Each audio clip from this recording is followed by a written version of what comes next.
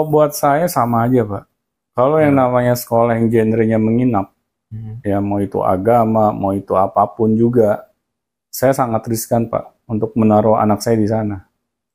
Kenapa? Karena ya itu, saya nggak bisa. Kalau terjadi apa-apa, saya langsung turun tangan. Pasti akan dikabari gitu. Apakah dikabari lewat telepon, atau ada orang yang misalnya mendatangi saya ke rumah, dan itu mungkin saya tidak bisa cepat mengetahui kabarnya. Nah, kalau buat saya ini sangat ini Pak, sangat nggak masuk di akal saya kalau kita sampai berani gitu Pak, untuk menyekolahkan anak saya di sekolah yang genrenya menginap. Jadi kalau keberatannya Pak Doni ada di gamblingnya itu ya? Sangat gambling Pak, sangat gambling. Sedangkan gini deh, ada kan ayat di Al-Quran bahwa tanggung jawab mendidik yang utama itu ada orang tua, Pak. Karena orang tua yang akan diminta pertanggungjawabannya. Orang tua, ada ayat juga yang artinya gini, sesungguhnya setiap bayi yang lahir, setiap anak yang terlahir ke dunia ini, dia adalah seorang muslim. Tapi orang tuanya lah yang menjadikan dia Yahudi atau Nasrani, misalnya gitu. Ada sebuah ayat ya. Ya berarti kan ada tanggung jawab orang tua di situ gitu ya? Iya, malah ada yang lebih ini lagi Pak, istilahnya lebih tajam lagi. Jagalah keluargamu dari panasnya api neraka. Nah pas saya ini pelajari ayat tersebut, itu ternyata diperuntukkan untuk seorang ayah lagi. Nah berarti kan di sini seorang ayah memiliki tanggung jawab yang besar Pak, untuk menjaga keluarganya. Nah ini sangat disayangkan gitu. Udah jelas nih ya, ini ayat diperuntukkan untuk orang tua. Tetapi kenapa kita nggak mau mainkan peran itu? Malah menitipkannya ke orang lain. Malah kita titipkan lagi anak ke orang lain. Kan biar orang lain itu bisa lebih baik gitu. Iya, kita merasa nggak pede Pak dalam mendidik anak-anak kita. Karena kita mungkin di dalam pikiran kita, waduh ilmu agama gue kan cetek, gue kan nggak punya bakat mendidik, gue kan bukan sarjana pendidikan, gue kan sibuk. Iya, gue kan sibuk. Nah, akhirnya terlalu banyak alasan, Pak, yang kita buat-buat. Akhirnya kita lupa tanggung jawab utama kita sebagai orang tua itu ternyata mendidik anak-anak kita. Nah, disinilah yang saya merasa bahwa pola pendidikan yang kita menitipkan anak itu kurang tepat, Pak. Kita misalnya sebagai orang tua nih nggak pede dalam mendidik anak kita. Coba tanya ke diri kita nggak pedenya kenapa?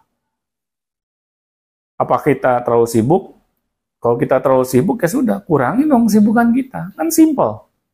Jadi cari akar permasalahannya. Cari akar permasalahannya. Jangan langsung, ya udah karena ada masalah begini, maka solusinya begono gitu ya. Bener.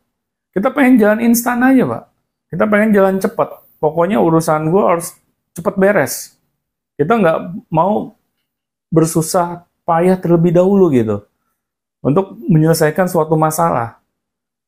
Nah, ini yang kadang kalau kita selalu memiliki sikap yang serba instan, pasti hasilnya juga instan, Pak. Nggak sesuai dengan harapan kita. Kan kita pengennya ketika anak kita taruh gitu ya di sekolah yang genrenya menginap, terus mereka dididik ya dengan penuh kedisiplinan, dididik penuh dengan ilmu agama. Seharusnya kan ketika anak itu keluar dari tempat tersebut kan anak kita berubah Pak, menjadi anak-anak yang kita harapkan. Malah yang saya dengar ada sebagian anak, saya nggak tahu ya sebagian besar atau sebagian kecil, mereka akhirnya memiliki gap Pak, hubungan dengan orang tuanya. Karena mereka merasa jauh gitu dengan orang tuanya. Malah kadang ketika mereka sebenarnya bukan dengan rasa sukarela ya, meminta sekolah yang model seperti itu, karena dengan paksaan orang tuanya, ini tambah lagi Pak. Tambah anak merasa dibuang gitu oleh orang tuanya. Secara psikologis ya? Kan dia tahu orang tuanya tidak bermaksud begitu. Iya, tapi kan tetap bukan dia minta. Ya nggak? Oh, I see. Nah, kita harus berhati-hati di sana. Jangan kita memaksakan kehendak demi ambisi kita. Kalau anak yang minta, nggak apa-apa? Kalau anak yang meminta, lihat dulu tempat di mana nanti anak-anak kita ini belajar. kita 100% aman nggak untuk anak-anak kita? Nah, kalau saya sih nggak mau berani gambling, Pak. Bukannya ini ya, saya membenci atau saya istilahnya kayak menganaktirikan, enggak. Karena saya ingin, Pak, anak-anak saya itu dari kecil hingga dia besar, itu berada di dalam pengawasan saya. Nah, tapi ketika mereka nanti di usia 18 tahun, ya di usia dewasanya mereka, baru Pak, saya akan lepas mereka. Oh iya ya. Jadi kayak misalnya dia keluar negeri kan bisa juga kan? Misalnya Bisa. ya misalnya entah itu kan terlepas dari apakah itu sekolah, kuliah, pesantren kan dia sama-sama pendidikan. Iya. Cuman kalau udah lewat 18 tahun itu lebih safe. Iya, karena dari usia anak-anak sampai usia remaja, orang tua memiliki otoritas yang kuat untuk membentuk karakter anak tersebut. Karena usia 0 sampai 18 tahun itu usia kemasan anak, Pak. Di mana kita bisa membentuk karakter anak-anak kita itu sesuai dengan yang kita mau.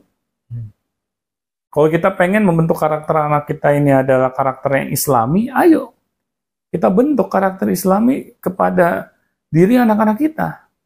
Orang tua bisa kok. Kita nggak usah mikirin, wah yang bisa membentuk karakter Islami hanya kiai atau ustadz di pesantren, nggak juga. Orang tua biasa bisa, Mak. Misalnya karakter Islami kalau menurut Pak Afi apa sih? Karakter Islami. Ya. Amanah, jujur. Ya. Terus apa lagi? Fatona. Ya. Tabligh, itu sifat Itu Nabi. sifat Nabi. Ya, itu Iya, benar juga, iya, Pak. benar. Itu karakter juga. Tetapi kan orang tua memberikan contohnya terlebih dahulu. Iya, iya, iya. Jadi anak bisa ngelihat. Jangan yang kita pengen yang memberi contoh itu orang lain. Karena kita nggak merasa kayak begitu. Nah, berarti yang sotoy siapa, Pak? Sotoy. Hah? Sotoy mie apa sotoy ayam? Nah itu Pak, maksud saya. Jadi kalau pengen anak-anak kita ini ya memiliki karakter yang Islami, ayo orang tuh tunjukkan dulu Pak, karakter Islam itu seperti apa. Jangan anak-anak nggak memiliki role modelnya di rumah Pak. Nanti Ya. ketika anak-anak kita misalnya pulang ke rumah, ngeliat orang tua ini, orang tua gue kok sotoy banget gitu, bangun siang mulu, terus nggak pernah bersih-bersih rumah. Jadi- Gua disuruh malah bersih-bersih. Udah di tempat sekolah gua disuruh bersih-bersih, di rumah juga gua kayak pembantu nih. Iya. jadi dia akan ada merasa ini ya, ada loh kesenjangan gitu. Jadi saya ditaruh di pesantren sekian tahun ya, saya udah bagus nih, wah saya akan tunjukkan. Begitu di rumah, oh pantesan saya ditaruh di pesantren. Soalnya ini bokap nyokap nih begini modelnya. Ya memang sih ada yang begitu Pak, ada yang begitu. Tapi kan ada juga nih Pak, untuk sekedar referensi misalnya gini Pak, ini kita ambil contoh, ini ada ustadz atau kiai yang terkenal, ya saya nggak usah sebut nama lah. Beliau ini ya memang panutan, di masyarakat terkenal bagus gitu ya. Ya saya nggak usah sebut nama, misalnya, aduh gimana ya, misalnya ustadz yang terkenal hafiz, pokoknya bagus lah, saya juga sangat mengidolakan ustadz itu lagi. Si Allah. Ya, misalnya inisialnya Adi Pak, inisialnya. Belakangnya Hidayat. Nah, Nih, ente bukain. nggak maksudnya gini, mohon maaf ya untuk kepada fans Hadi Hidayat, ini saya cuma penasaran pengen tahu. Jadi kan beliau ini termasuk saya Pak, saya sangat ngefans sama beliau gitu. Nah, Saya juga Pak. nah beliau bikin pesantren nih. Iya. Beliau bikin pesantren. Nah saya kan, saya seneng banget dong kalau anak saya bisa masuk pesantren beliau, dididik langsung oleh beliau, ya dibanding dididik sama saya. Dia langsung ya. Berapa biaya pesantrennya? Murah. Cuman sebulan cuma 1 juta misalnya. Saya mampu lagi. Udah kenapa enggak gitu kan. Nah, itu gimana, Pak? Kalau saya gini, Pak. Kalau saya melihat sosok seorang ustadz yang terkenal, ya, saya malah yang harus berguru terlebih dahulu dengan beliau. Saya harus yang banyak menyerap keilmuan beliau. Kenapa? Agar saya nanti bisa mendidik anak-anak saya. Jangan dibalik, Pak. Yang butuh agama terlebih dahulu itu siapa sih?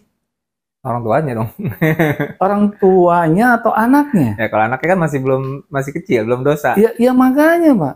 Yang sudah mendekati hari-hari terakhir siapa? Orang tua. Orang tua kan. Maksudnya yang soleh terlebih dahulu itu orang tuanya Pak. Bukan anaknya.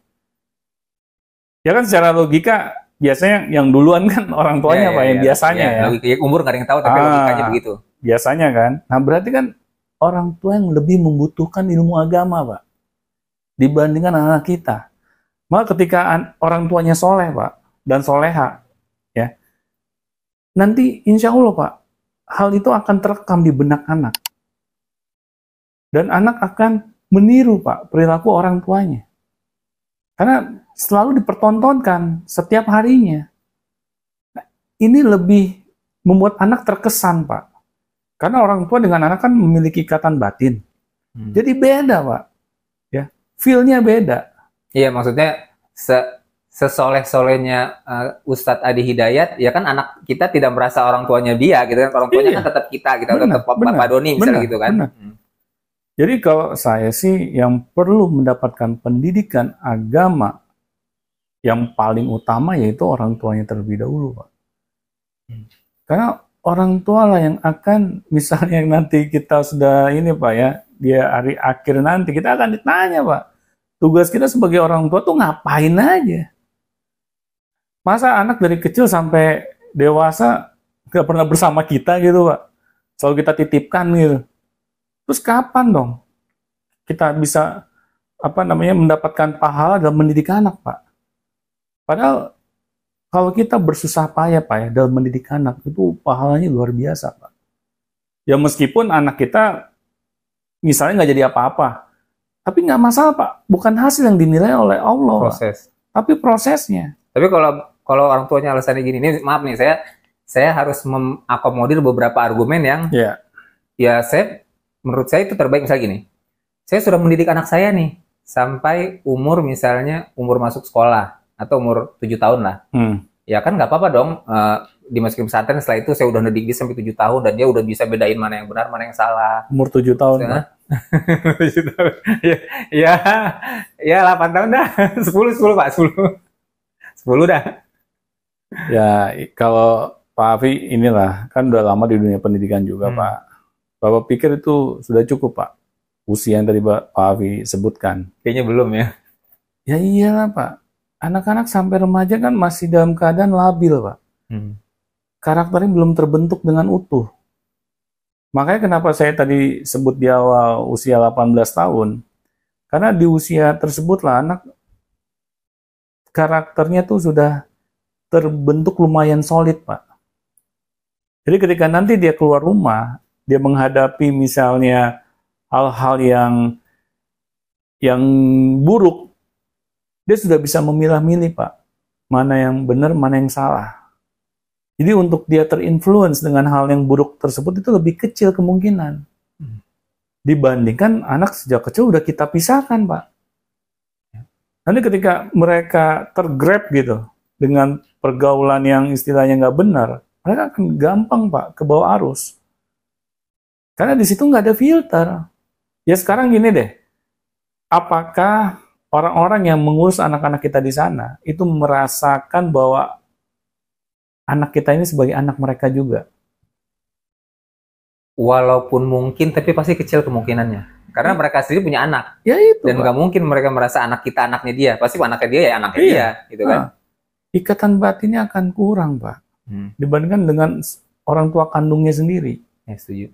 Nah, makanya di situ kita harus berpikir 1000 kali, Pak, sebelum kita menitipkan anak. Karena hal yang sudah terjadi itu nggak bisa kita ulang, Pak. Iya. Ya.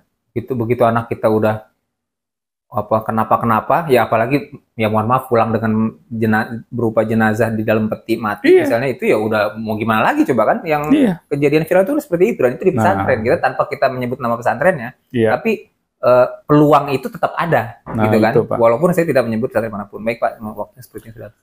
Oke, terima kasih Pak Afi. Semoga Sobat Beyond Education bisa memetik pembelajaran ya dari apa yang kita perbincangkan di sini. Kita tidak ingin menjudge misalnya jenis sekolah-sekolah tertentu, tetapi kita di sini ingin memberikan suatu insight, terutama bagi para orang tua, agar kita berhati-hati ketika kita menyekolahkan anak kita di genre yang sekolahnya itu menginap. Karena apa? Karena suatu kejadian yang sudah terjadi, ya, itu nggak bisa kita ulang lagi.